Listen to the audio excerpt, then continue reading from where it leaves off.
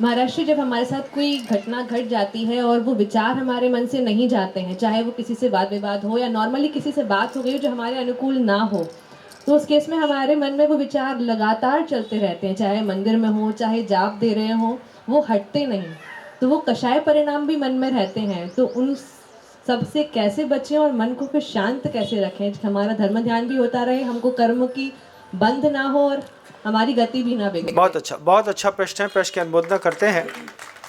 हम लोग के साथ भी ऐसा होता है कि कभी कभी किसी से कोई बात हो गई और खेत खिन्नता आ गई।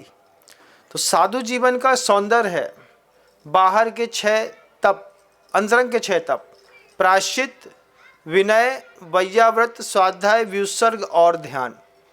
तो सबसे पहले आपने देखा है कि दिन भर के पाप के लिए हम प्रतिक्रमण करते हैं, बार बार माला चलती रहती है, खम्मामी सभ्य जीवा नाम सभ्य जीवा खमंतु में। गलती हो नहीं हो लेकिन फिर भी लगातार बोलते रहते हैं खम्मामी सभ्य जीवा नाम सभ्य जीवा खमंतु में। तो ये बार बार का बोलना हमारे अंतर्भाव को सरल करता है। कभी कभार बोलने से उसकी ध्वनि, उसकी भावना से हम भावित नहीं हो पाते। हम लगातार इसके लिए प्रतिक्रमण करते हैं, प्रायश्चित करते हैं, कोई वस्तु का त्याग करते हैं।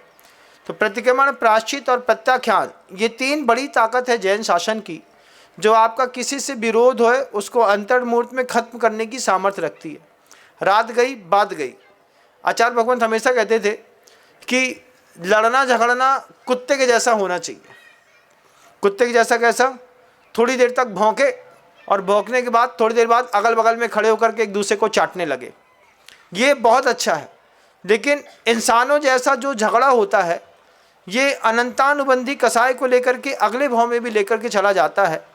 इसमें हमको बहुत सावधानी की ज़रूरत है। आचार्य श्री जी ने प्रतिक्रमण, प्रायश्चित और प्रत्याख्यान 3 शब्द ही हमेशा कहे हैं।